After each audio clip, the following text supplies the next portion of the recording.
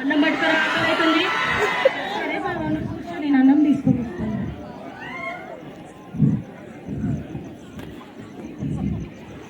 తిను బాబా.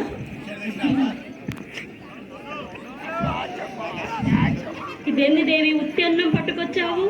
ఉన్న కూరంతా పాపకే వేసాను బావా, మనకి ఇదే ఉంది, తిను బావా. అయినా బావా మనకి వ్యవసాయం తన అవసరం అంటావా? ఆ వచ్చే డబ్బులు నీ వడ్డీలు పెట్టడానికి కూడా సరిపోవట్లేదు, వడ్లు కూడా రావట్లేదు బావా. ఆ ఫ్యాక్టరీలో పనికి వెళ్తే 4 డబ్బులు వెనకేసుకోవచ్చు కదా. అలాగంటే ఎలా దేవి? ఇప్పటికే రైతు కనుమరుగైపోతున్నాడు. ఇప్పటి పిల్లలకు మీరు పెద్దయ్యాక ఏమవుతారనంటే డాక్టర్, లాయర్, ఇంజనీర్ ఇలా చెప్తారే కానీ నేను రైతునైతానని ఎవరు చెప్పట్లేదే. ఎందుకంటే వాళ్ళకి రైతు గురించి ఏమీ తెలియట్లేదు. రైతు అంటే దేశానికి వెన్నుముక రైతు. అలా చెప్పకు దేవి. అదేలే బావా, రైతు గురించి చెప్పమంటే తెల్లారు చెప్తూనే ఉంటావు. నువ్వు తిను ముందు. అది కాదే దేవి, ఈసారి వర్షం బాగా పడితే, పంటలు బాగా పడితే మనకు కష్టాలన్నీ తీరిపోతాయి. కొత్త బట్టలు తెచ్చుకుందాం, అన్నీ చేస్తాము. దేవి దేవి వర్షం పడుతుందే. అబ్బా దేవి దేవి వర్షం పడుతుంది. ఇలాగే వర్షాలు మంచిగా పడితే మనము మన పంట బాగా పండితే మన వడ్డీ డబ్బులన్నీ ఇచ్చేసి మన పాపకు కొత్త బట్టలు, మనం కొత్త బట్టలు కొనుక్కోవచ్చు దేవి.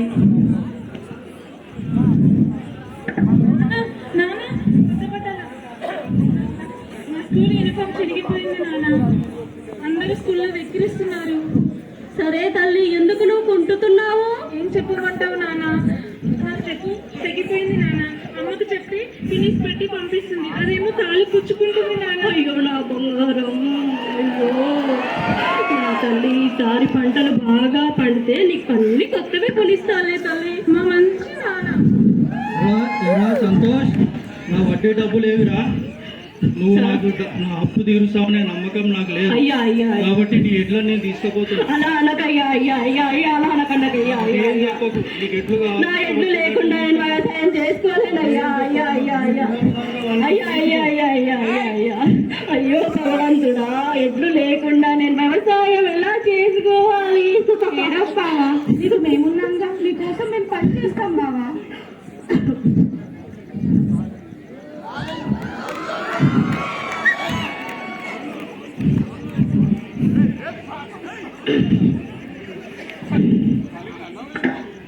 వాళ్ళు చేతులు నొక్కొడుతున్నాయమ్మా. అయ్యో దేవి, కష్టాలు నా వల్లే, నన్ను క్షమించండి తల్లి. మీరు బంగారం. నువ్వు అలా అనకు బావా, నీకు మేమున్నాం. ఈసారి వర్షాలు బాగా పడి పంట బాగా వచ్చింది దేవి. పంట నమ్మి ఎడ్ల డబ్బులు ఇచ్చి, వడ్డీ డబ్బులు ఇచ్చి ఎడ్లను తీసుకొస్తాము. తర్వాత మన పాపకు కావాల్సినవన్నీ కొనుక్కుందాం దేవి. సరే బావా. వ్యాపారి దగ్గరికి వెళ్ళి నేను పంట నమ్మి డబ్బులు తీసుకొని వస్తాను. సరే బావా. నాన్న, నేను వస్తాను మీతో. సరే లాగా. ఏం చందు, ఈసారి పంటలు బాగా పడితే మనకు మంచి రేట్లు వస్తాయని అనుకుంటున్నా. గత 3 సంవత్సరాల నుంచి వర్షాలు సరిగా లేవు. ఈసారి వర్షాలు బాగా పడ్డాయి కదరా. అవునరా, ఈసారి వర్షాలు బాగా పడ్డందుకు మనకు పంట బాగా వస్తుంది, డబ్బులు బాగా వస్తాయిరా. ఈసారి మంచిగా పంటలు పండి మంచి రేట్లు వస్తే మనకు బాగా ఉంటది. ఇప్పుడు సావుకారు దగ్గరికి పోయి సావుకారుతో మాట్లాడదాందా. తిరిగి ఉదయం నుంచి తాగలేదు. నేను కూడా బీడీలు కొనలేదు మా చందు, మర్చిపోయినా. సావుకారి ఏందిరా ఇట్లా వచ్చిర్రు? ఏం లేదు, ఈసారి మేము పంట మంచిగా వచ్చింది, జర ఏం రేట్ ఏముంది తెలుసుకుందామని వచ్చినాం సేటు. అన్నీ రేట్ అడుగుతావరా మార్కెట్లో? నీకు వచ్చే రేట్ ఎవరు, నువ్వు అడిగే రేట్ ఎవరు ఇయ్యరు నీకు. నువ్వు అమ్మితే అమ్ము, లేకపోతే మీ చావు మీద రావండి. అట్లా కాదు సేటు, ఇప్పుడు మాకు రేటు కొంచెం ఏమైనా పెంచి 3 ఏళ్ల నుంచి మాకేం పంటలే లేవు. ఈసారి కొంచెం అంత పంట చేతికొచ్చింది, దానికి కూడా మాకు రేట్ ఇవ్వకుంటే ఎట్లా సేటు? దానికి నన్నేం చేయమంటారా? మీరు కష్టపడి మీరు సంపాదించుకోండి. మేము కష్టపడిన విత్తనానికే రేట్ అడుగుతున్నాం కదా సేటు. ఇక్కడ ఇచ్చేదే లేదు, మీరు చెప్పే రేటుకి కొనేదే లేదు. మీరు ఇస్తే ఇవ్వండి, అమ్మితే అమ్మండి, లేకపోతే మీ శవం మీద రావాలి. సరే సరే. అయ్యో భగవంతుడా, ఈ దళారుడు రైతుల కష్టాన్ని అక్కల్లా పీల్చుకొని తాగుతున్నారు కదరా దేవుడా. నాకు వచ్చిన డబ్బులన్నీ వడ్డీలకే సరిపోకపోతే నేను నా పాప కోసం బట్టలు చెప్పులు ఎలా కొనాలి? దేవికి కొత్త చీర కొనిస్తారని చెప్పాను, దానికి ఒక్కటే ఒక్క చీర ఉంది, అది కూడా చిరిగిపోయింది. ఏం చేయాలి భగవంతుడా, ఏం చేయాలి? అరే సంతోష్, ఎక్కడికి వెళ్తున్నావురా? ఏం లేదురా, పొద్దుననగా వచ్చాను, ఆకలిగా ఉంది, అలా పోయి తినేసి వస్తాను రా. సరేరా, తిన్నిరారా. పొద్దున్నే లేచి వచ్చాను రా, డబ్బులు తీసుకొని వెళ్దామని, పంట డబ్బులు పంట నమ్మి. ఓకే ఓకే, సరే తిందాపు తిందాం. నేను వస్తాను మీతో. వద్దు తల్లి బంగారం, నువ్వు అక్కడికి రాకూడదమ్మా, నేను వెళ్ళొస్తాను. అమ్మని జాగ్రత్తగా చూసుకోదండి. సరేనా?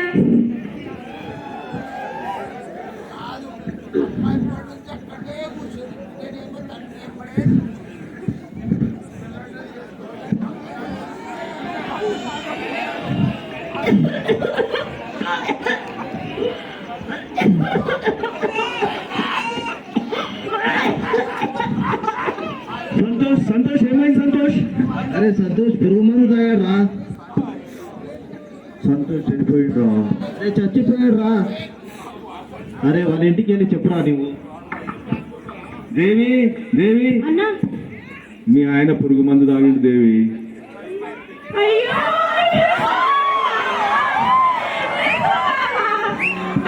పంట అని ప్రాణం మీదకి తెచ్చుకున్నావా బావా? లే బావా.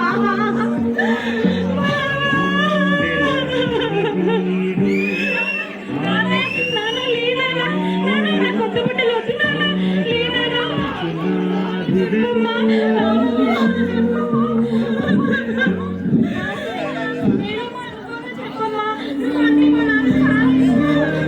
నాకు భూమి అని పేరు పెట్టాడమ్మా. నేనమ్మా చెప్పమ్మా.